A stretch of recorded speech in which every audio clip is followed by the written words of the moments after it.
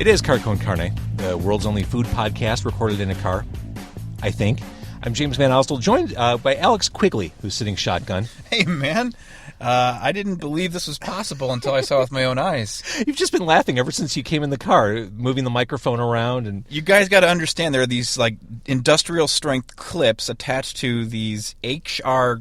Geiger-looking, snake necks. They're black and glistening, and they hold these giant microphones. James has his clipped to the steering wheel, which makes it impossible to eat. And you'll see that. Very hard to eat. I'm clipped to the passenger side window handle there. I don't know how you did this, but it sounds good. Well, thanks, and I'm glad you're here. You're the first official guest host on Car Con Carne. Right on. And for this week's show, I came to you. Where are we?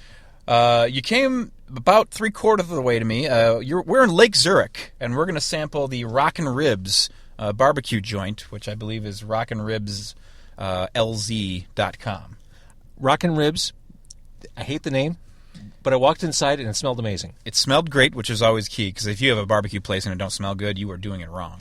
And here's the thing. It's in a strip mall. We're next to a Dollar Tree, a TJ Maxx. Actually, I can get all my Christmas shopping taken care of tonight, because that's where I was planning on going. But it's a weird thing. There's an open MRI place next door at Great Clips. So it's an oddball location. It smells really good, and they're playing up the rock theme. They were playing rock videos in there. We saw Jukebox Hero. Stars were in our eyes. Uh-huh. Suzanne Vega, Tom's Diner, was actually playing when we went in, which was an inspired choice. An inspired choice. Let's talk about rock and roll, because we're recording this on Friday, November something, and as of today, it was made official. You are the program director and midday host at WFXF 1039 The Fox, rep in Chicagoland, McHenry, Lake, Kane, DuPage, Cook, a whole bunch of counties, and again, very happy to be back on the air 5 days a week. And a lot of people hear this radio station. Yeah. I mean, we're on the outskirts of Chicago. We're in the burbs, but you can hear this everywhere. The signal covers about 2.2 million people, so we don't have a cume that size yet.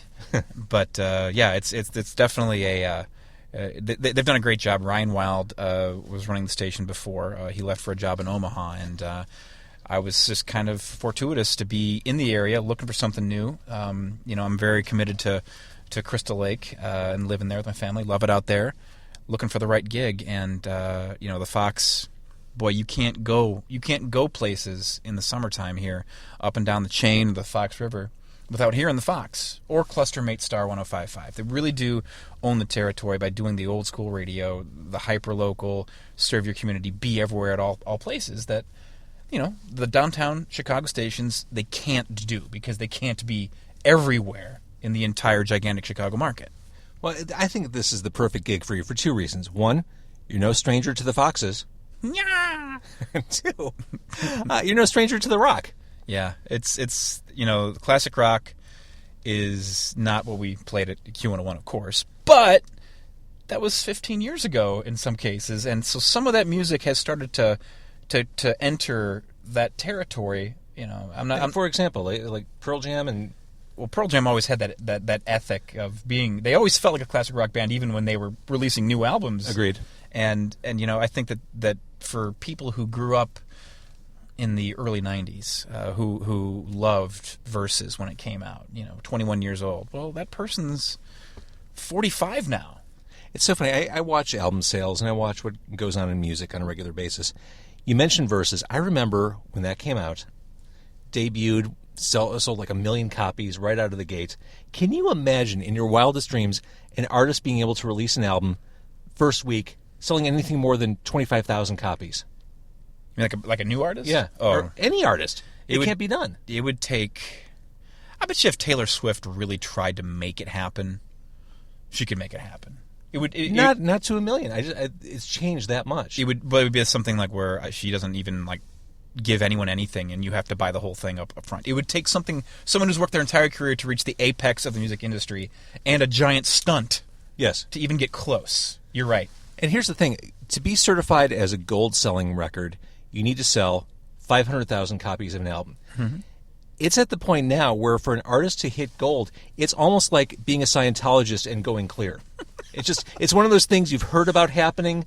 You think it might be attainable, but it just doesn't happen. Congratulations, Katy Perry. You've reached OT level 6. Exactly. All right, so let's talk rock and roll for a second, since you're a rocker. Thank you. Ish. Do you play anything? I do not. No. Let's totally start a band. I'm not good. I used to play piano as a kid for a very short period of time. I think there's even a video still on YouTube somewhere back when I was at the Q. They were paying me to take guitar lessons, like a 9-part series. I remember that. And I got fired in the middle of the series. Radio, yeah. I remember going, hey, could I at least finish out the series? That's actually a decent amount of money. Oh, hello? No. All right, first album you ever bought? Siamese Dream. No, really? That was the first album you ever bought? First album, yeah. I mean, I was always about the single and things like that. It was, remember... How much older am I than you? That seems like... When Siamese Dream came out, that was summer 93, right? Yeah. I was 14. Okay. So that was right in that era where I had my Philco combination cassette player, flip-top CD player. So that was the first full one that I bought. And even now, it's the same one I have. Track 11. I don't know, what's your policy on swearing on this thing? Silver. Thank you. Uh-huh. I actually have the second half of that word. I took out the jewel case and with a push pin scratched out the F word in case my mom and dad found it, because they didn't realize. If I was bumping the Chronic in my room at that time, they probably would have had a problem, but they didn't mind loud guitars.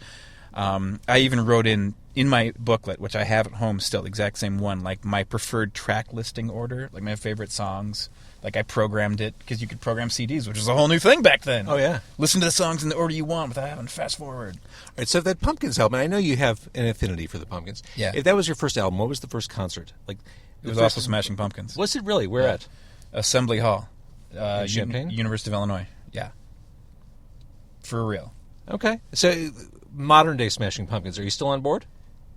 There was a time where I wasn't. I just thought, Corgan's using the name, to kind of try to further his own career and try to make more money off of the success of the past. And I realized it was mostly his work. I mean, he really was mostly the Pumpkins. Now, I do think that there's something about being in a band and coming together and creating this music. It represents a time in your life. And I do think that when the Pumpkins 4, as they were, no matter what happened to them and how they fight with each other, there was still something different about them and special about that quartet. I don't want to shut out my... It's harder as you get older to really keep yourself open to new music. This is something I wrestle with all the time. As you have life obligations, kids, it's hard to find new stuff to listen to. And even find passion and feel as passionate about it as you were when you were 18 or 22. I think it's always been that way. Well, I find it's also hard to see live music. It's not cheap. No. You really have to be selective about what you pay to see. Or you have to go see somebody you've literally never heard of, at $5 on a Wednesday night. You can still do that. As an adult, though? No. Once you cross a certain threshold, being that guy hanging out till 4 o'clock in the morning to catch the next big thing. James, we became those people! It's adulthood. It's life. We're transitioning. I'm never going to sell out, man. Now I'm sitting in a parking lot in Lake Zurich. This is what radio's become. We're sitting here in a Mazda 3 with a couple of microphones. Hey, remember the good old days? We were sitting in those big studios in the merchandise mart. Now we're in a goddamn car. We're not even old yet. I want to get to the point where I'm old. That's like a goal.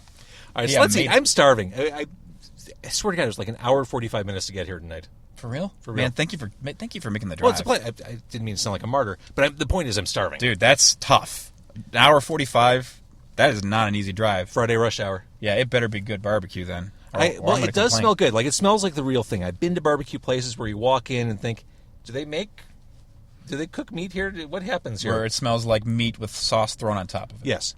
This smells legit, so we're going to bust it open, and we'll pause as we bust it open here. All right, car con carne. Alex and I are about to distribute. Did we get the same exact thing? We did. All right, so we both got the pulled pork entree.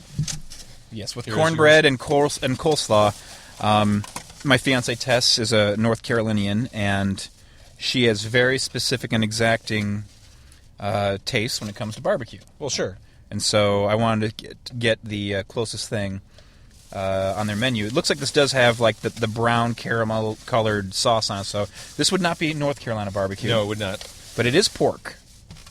I gotta say, I don't like it when the meat is pre-sauced. You like to add your own sauce? Yeah, totally. All right, let's see. I've got Thank you. silverware for you. So, Alex, I want you Wow, to... this silverware is embossed with the Car Con Carne logo. Yeah. How did you do that? Production value is up for season 2, guys. I want you to appreciate what's going on here. I have a hard drive recorder on my thigh. Or are you happy to see me? Yeah, I've got this giant microphone by my mouth. Or am I happy to see you? That was too far, man. Your kids are listening. No, honestly, no, they're really not. They know not to listen to what Daddy does. Daddy needs his alone time. Yeah. Daddy's doing his little meat show Did this again. come with buns? No, because it's the platter. Oh. We didn't get the sandwich. That's why he asked if you wanted a bun. Oh. He gave us the bun or cornbread option. Yeah, I just realized it now. Okay, well, that for a car, that's actually a lot better. Yeah. Well, when we went in, and Alex asked the guy behind the counter, "What's good here?" And the guy said ribs. And I'm glad you didn't. I was going to have to talk you out of that. This is not the place to eat ribs. Car. All right. This is hard enough as it is. I'm going to take the first bite out of the... I'm right there with you. We're trying the pulled pork. It is pretty heavily sauced in their sweet sauce. All right, well, the pork itself is... it's clearly been worked on for a long time. It's melting in my mouth. Not a whole lot of flavor there. In the pork itself. Right. I definitely don't taste smoke in the pork. That is the sweet version of the sauce. Now, he did offer us spicy things. I have that somewhere. Your kids are going to find it, like, next week. No, I'm going to find it. I'm going to slide it in the car, sit down, and have it splat on my ass. Ooh. That would be... It's like a colonic in your car. That's right. Not the first time. This tastes like slow cooker pork. Mm-hmm. Like if you were to set your crock pot at 7 a.m., go to work and come home, this is what you'd come home to. Mm-hmm. Perfectly serviceable. Yes. Don't love it. Well, yeah, I could... This is not an hour 45 one-way drive. Pork. This isn't, but you are, Alex. Aww. We do make that Tessie when we make our pulled pork. And she does, because slow cookers, it's a closed vessel. We cheat and put a liquid smoke in. Oh, do you? It actually makes, and maybe she's mad I just admitted that to the internet, but, you can't always build a pit. You can't always smoke outside, so. Smoking takes a long time. And if you get it wrong, you just wasted a giant hunk of meat. Not feeling the mac and cheese either. Oh, let me get to that. I'm not convinced they make it. Ooh, that would be a cardinal sin. If it's definitely not blue box. I mean, these are giant shells. Yeah. Bigger than usual. Very creamy. I swear, one of the worst sounds you can ever hear is someone else going through. Not a whole lot of flavor. It tastes more like heavy cream than it does cheese. Yeah, that thing needs more cheese. I think it needs about 8 ounces of sharp cheddar. Something. Some breadcrumbs on top. Would be nice. Paprika. Mm-hmm. And there's no need to join the Clean Plate Club in Car Con Carne if you're not feeling it. I had a bowl of cereal for breakfast, and that's it today. What's your cereal of choice? Today it was. Listen, you go buy things in Jewel, and they look cool. Alex, no matter what you say, I'm going to be a one-upper on you. It's the new Star Wars cereal. Ooh. Okay, you may have won. I did have Blueberry this morning. Whoa, you still got Blueberry left? Yeah. I'm the only one eating it. The kids don't eat it. Do they not realize what they have in front of them? Man, kids don't appreciate 80s cereals the way we used to. So you had Star Wars cereals, I had Blueberry. And we're grown men. Hooray for adults. This cornbread's awful. It's dry. Don't do it. Whoa! Simon Cowell of the... barbecue. I'm trying to help you, dude. I did think this was a possibility. It's definitely not inedible bad. No, it's just... For your hard-earned barbecue dollar, you can do better. The place I was going to recommend, but it's like an extra hour and a half for JVO to drive. I'd have to charter a flight. I'm not joking either. It would be just off the square in good old-fashioned Woodstock, Illinois. The Barbecue King. If you are listening to me and you are in that area, you might already know, but if you haven't tried it, you have to try it. Can the Fox do a remote there? They better. Can we get you and Sherman out there? Oh, he's got to sleep at some point. Get Pat Capone out there, man. Shred some guitar licks and some pork. Yeah, dude can play. Yeah, dude can play. That's one of the cool things. I mean, just listening to him, over the last couple of weeks, applying for the job, taking a more critical and thoughtful ear to the station compared to the years before where I was just listening to the station. Because I was listening. It's a pretty damn good station. And he has this awesome bit where he legit plugs in his guitar. I don't know how they have it run through the board, but it works. And he'll just play riffs that he feels like on the Friday drive home. And it sounds... my first time I heard it, I wasn't sure he was actually doing it. I thought maybe he just had a good production CD of some guitar riffs that were almost perfect, but not quite. So you think he's playing it live? Nah, he does it for real.